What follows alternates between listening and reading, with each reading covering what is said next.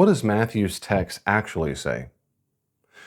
In Matthew 2, 1 to 2, we read, After Jesus was born in Bethlehem in Judea, in the time of King Herod, wise men from the east came to Jerusalem, saying, Where is the one who's to be born, King of the Jews?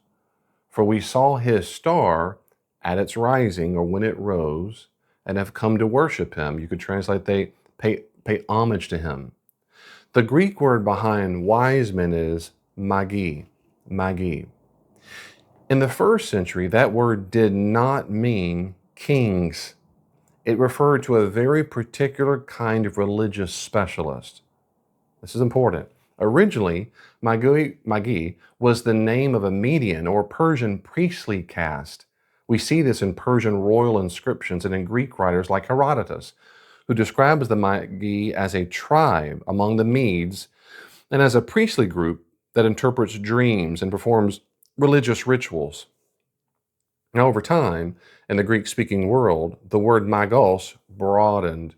It came to refer to priests and astrologers, interpreters of dreams and signs, and sometimes even to what we call magicians or sorcerers. Our English words, magic and magician, ultimately come from this same root, magos, magi.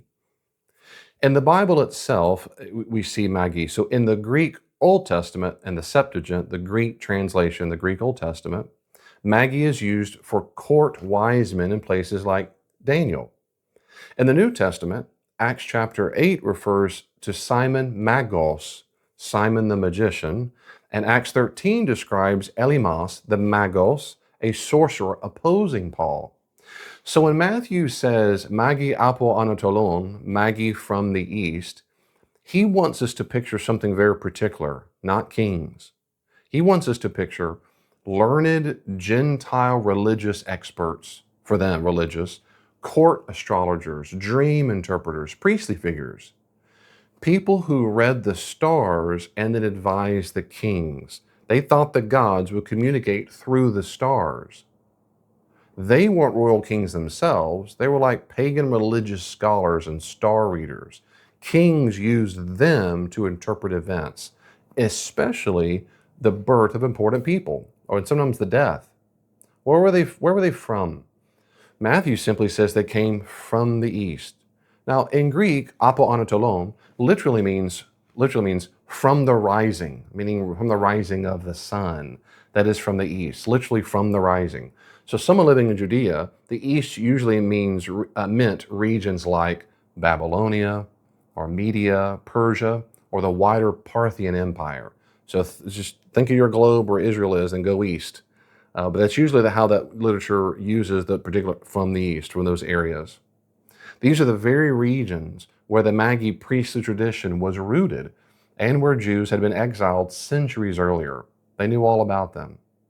So historically, it makes very good sense to imagine these Magi in Matthew as Eastern priestly astrologers, possibly connected to the Parthian or Persian world, making a long journey west toward Jerusalem, several hundred miles. They would have had a caravan, a large group to go with them. We'll talk more in a second. Some scholars have even suggested that the delegation of Eastern Magi entering Jerusalem would have had political overtones, representatives from a rival Eastern power coming to honor a king of the Jews, while Herod, Rome's client king, was still on the throne. That would help explain why Herod was alarmed and all Jerusalem with him in Matthew 2:3. So they would not have been welcoming to people saying there's a brand new king in town. Well, how do these Magi know that he had come? Matthew tells us we saw his star when it rose at its rising, and they've come to pay homage or to worship him. Now, in the ancient world, astral signs and royal births went together. People across the Mediterranean and Near Eastern world believed that unusual celestial phenomena, comets, conjunctions, new stars, would signal the birth of a great ruler. They did not think in galaxies and universe like we do today at all. Matthew does not explain the star in scientific terms. He uses the language of his own world. This is way before their understanding of what a star was. To them, it's a twinkling dot that could be a god or some other figure. Stars associated with a royal figure. It guides them in some way.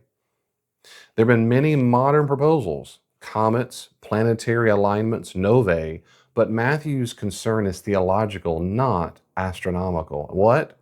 God uses even pagan astrology as a tool to draw Gentiles to the Jewish Messiah. There's also a possible biblical echo here. In Numbers 24:17, the pagan seer Balaam says, quote, "A star will rise from Jacob, a scepter will come forth from Israel." Now, that verse was later read in Jewish and Christian tradition as a messianic prophecy later on, right? It's very possible that after centuries of Jewish presence in Babylon and Persia, some knowledge of Israel's scriptures and their hope for a coming king had filtered into the circles of the Magi. It's possible. So the picture is Gentile scholars trained to read the stars, perhaps with fragments of Jewish prophecy, see a remarkable sign, and based on the light they have at the time, set out to find this newborn king. Well, why do most modern Christians call them kings at all? Well, to be very clear again, Matthew never does ever. The idea that they were kings come from later Christian reflection on the Old Testament. Two key passages shape that imagination. Two, Isaiah 60 verses 3 and 6, Isaiah says, "Nations come to your light." Nations mean Gentiles. Nations or Gentiles come to your light, kings to the brightness of your dawn. And then it says, they bring gold and frankincense and proclaim the praises of Yahweh. The second text is Psalm 72, 10 to 11. In Psalm 72, 10 to 11, it says, "The kings of Tarshish and the coastlands will offer gifts. All kings will bow down to him. All nations, Gentiles, will serve him." So early Christians read these texts in the Old Testament as prophecies about the Messiah. They noticed things like nations are coming, that is, Gentiles, non-Jews. There were kings bringing gifts, gold and frankincense, bowing down before God's chosen king. So when they read Matthew 2, as you can imagine, foreigners bringing gifts and bowing before the Messiah child, it was natural for them to connect the dots. These must be the kings the prophets spoke about and the psalmist. It has to be. And over time, that symbolic reading became literal in Christian imagination. The Magi were recast as kings. They didn't represent kings. They weren't like kings. They are kings. And then art began to depict them with crowns and royal robes. And then preachers used them to emphasize that earthly kings have to bow down before Jesus. And that's just wonderful, sweet sermon theology. But it's not what Matthew calls them. In Matthew, they're called Magi, religious experts and astrologers. They're not kings. They're not monarchs. It's very important. Why do we say there are three? Well, again, Matthew never gives a number. No New Testament author does. What Matthew does give us is three gifts in Matthew 2:11. They offered him, Jesus, gifts of gold, frankincense, and myrrh. And of course, three gifts eventually turned into three givers. By the early centuries of the church, Christians began assuming there were three Magi. Later traditions, especially from around the 5th to 6th century onward, they even made up names for these. Casper, not Gasper, but Caspar. We say Caspar, I tend to say Casper the ghost. Caspar, Melchior, and Balthazar. Just made up names. They call them Schmunk, Schmunk, Luke, and John. Doesn't matter. Medieval art sometimes portrays them as representing three known continents, Europe, Asia, and Africa, to symbolize that all the world comes to Christ. Again, that's a rich later tradition, and it powerfully communicates the worldwide scope of Jesus' kingship. But the number three, the names, the royal crowns, are simply not part of Matthew's original story. Those belong to later Christian imagination. And in addition to all that, they probably weren't at the manger at all. And that's what our nativity scenes today blend together. Look at any nativity scene today, and they're all there together. It would have taken a long time for them to make it to Jerusalem. A long time. In fact, maybe up to 2 years. Now, Luke's gospel describes shepherds visiting Jesus on the night of his birth, and speaks of a baby as a brephos, a newborn infant lying in a manger. Brephos. Matthew in chapter 2 describes something different. It's important, it's a different.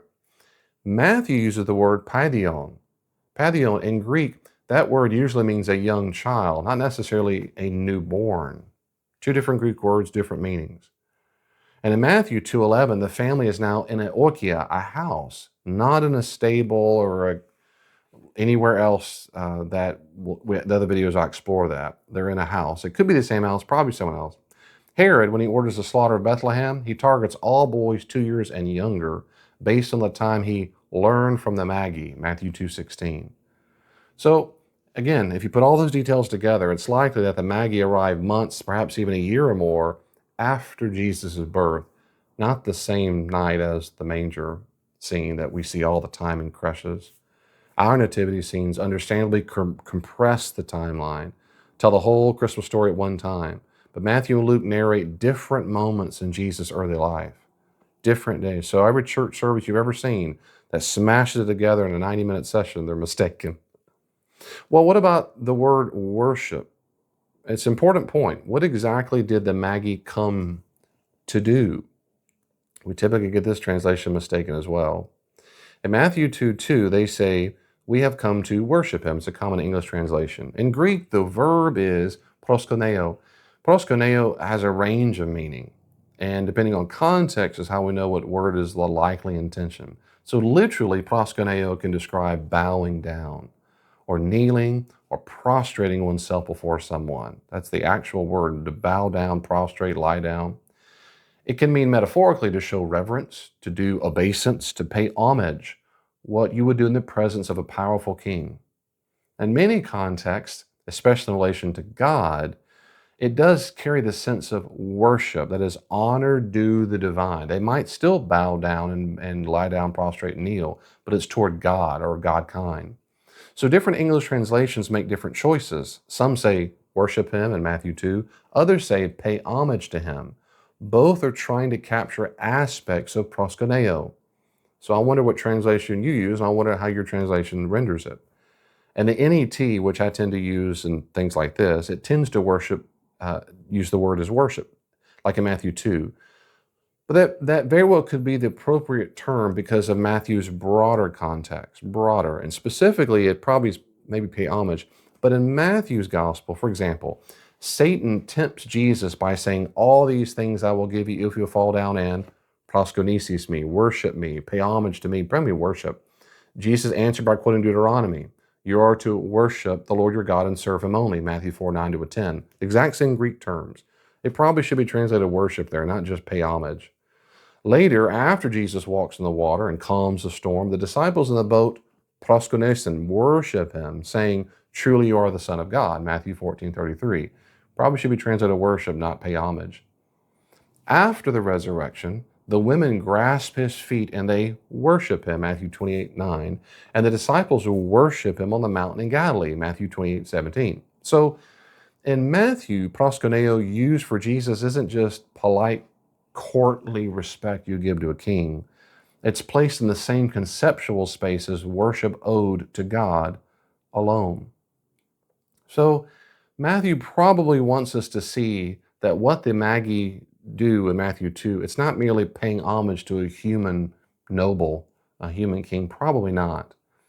He probably wants us to see that they're bowing in a way that in a biblical theology properly belongs to God's king, indeed to God himself. So when translators choose worship here, they're not being careless. They're picking up on how Matthew uses the verb throughout the gospel. While it's still possible to understand it as pay homage, it's probable that worship is the intended meaning. Now, so far we've said a lot about what Matthew doesn't say. He doesn't call them kings. He doesn't say there were three. He doesn't place them in a manger. He doesn't say they like brisket.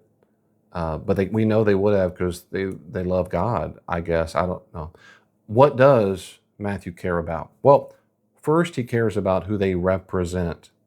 For Matthew, they represent Gentiles, outsiders to Israel's covenant. And they respond to the little revelation they do have. They see a sign in the sky and they connected with the birth of a Jewish king. And they set out on a costly, dangerous journey to find him.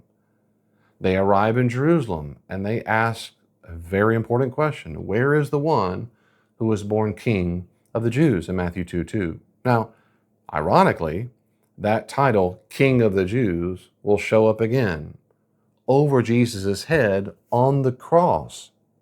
From the very beginning, Matthew wants us to see this. Gentiles use a title that anticipates both his identity and Jesus' fate. Second, Matthew sets up a contrast. Magi, pagan star watchers with little scripture but eager obedience. They don't know a lot, but they want to do something about it. Versus Herod and Jerusalem's leaders. They're insiders. They have access to scripture. They should know better. But they respond with fear, apathy, and of course, ultimately, violence. Herod hears their question and is alarmed. The chief priests and scribes know exactly where the Messiah is supposed to be born, Bethlehem, according to Micah 5:2, and they can quote the scripture, but none of them go with the Magi. They have correct information, but they have no worship. So they know what to do, but don't do anything about it. Now the Magi, by contrast, they follow the star. They arrive at the house to see the child with his mother. And Matthew tells us correctly, they bowed down and worshiped him. And they opened their treasure boxes and gave him gifts of gold, frankincense, and myrrh in Matthew 2:11. Third, Matthew places this episode within a pattern of fulfillment all through his gospel. He's setting up the stage for a long narrative of fulfillment. For example, in Matthew 2 alone, he connects Jesus with, if you look in your study Bible, by the way, you'll see tons of footnotes, cross-references. Micah 5:2, Bethlehem is the birthplace of a ruler. Hosea 11:1, out of Egypt I have called my son. Apply to the family's flight to and return from Egypt. I wonder if you look at your Bible, see if you notice all this in footnotes. Jeremiah 31:15, Rachel weeping for her children, evoked by Herod's massacre in Bethlehem. The visit of the Magi is one piece in a larger narrative. And that larger narrative is Israel's story is reaching its climax in Jesus. And now the Gentiles, the nations represented by these Eastern Magi, are being drawn into that story. That's very powerful. And we miss it if we think they're kings. The Magi are the first fruits of the Gentiles coming to Israel's Messiah. Whew. So what do we do with the song, We Three Kings? Do we need to ban the carol? I think so. I don't like this, or maybe not. Never been my favorite anyway, but the theology is, the content's just so bad. But we might be able to use this as a teaching moment. We might be able to sing the song and then say, okay, that song sure is pretty and nice, but the biblical text speaks of Magi, not kings. Matthew doesn't give any number whatsoever. They're Gentile religious experts. They're astrologer priests drawn by a star and by God's providence to the true king. Absolutely. And maybe we can help people see it that way. And then we might tell people, later Christian imagination, they made up things, three kings with names. The kings represent different nations, and so forth and so on. So should we ban the carol, We Three Kings? Well, maybe. I mean, that's up to you. If you do use it, I encourage you to challenge and correct the theology in it, or correct the content in it as much as possible. Maybe it can be a teachable lesson for you. But I do want you to take away is this, whether you sing the song or not. First, God can use very different ways we didn't imagine to get people to Jesus. The Magi's worldview was not biblically pure. It wasn't. They practiced astrology, divinization, other things explicitly forbidden in the Old Testament. Yet God used their tools, their stargazing, their pagan astrology to bring them to the feet of Jesus. That's very important to understand. And then secondly, when they use the star and they arrive, they don't just stare at the star forever. They bow down, they worship, they open their treasures. And of course, that's a pattern for us, ideally, that we might respond to the light we've been given. God might use really other ways to lead us straight. The light we do have, are we moving toward Jesus, even if we begin with imperfect understanding? Even if you don't know fully who Jesus is, are you moving toward him? And we see him more clearly. The only fitting response, of course, is worship, and the way Matthew uses it. Not just singing, not just vague respect, but bowing our will, yielding our allegiance, offering our very best, our gold, frankincense, and myrrh, whatever that looks like in our lives. And of course, third, the story, it challenges religious insiders, and you might be one. I know I am. The people who knew the scriptures best in Jerusalem did nothing with what they knew. The outsiders, the Magi, they acted. See, we can have correct theology all day long. I mean, we can. We can have accurate information and still refuse to surrender, to bow down. So Matthew's question might be to you right now, which group are you in? Which group are you in? Are we like Herod and the religious leaders, threatened, indifferent, resistant? Or are we like the Magi, coming from far away with limited understanding, but willing to bow and worship? Thank you so much for watching this video.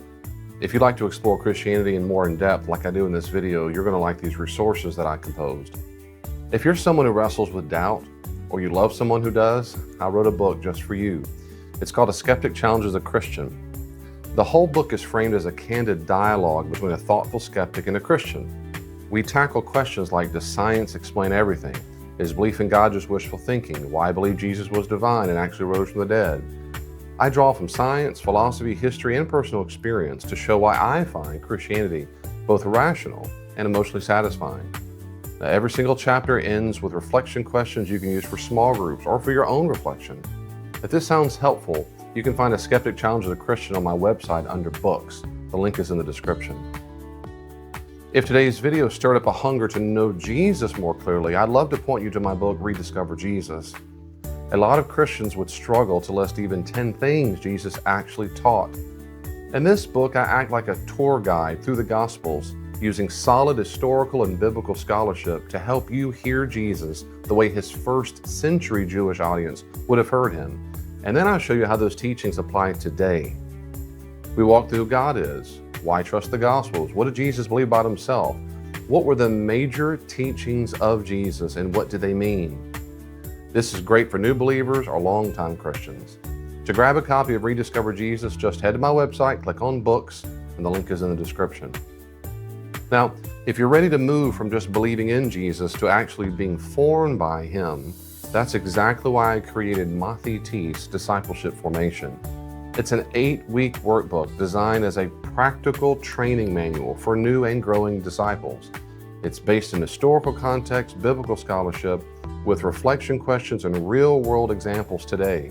We move from know what Jesus taught to do, practice it in real life, and to be formed into the kind of person Jesus wants you to be.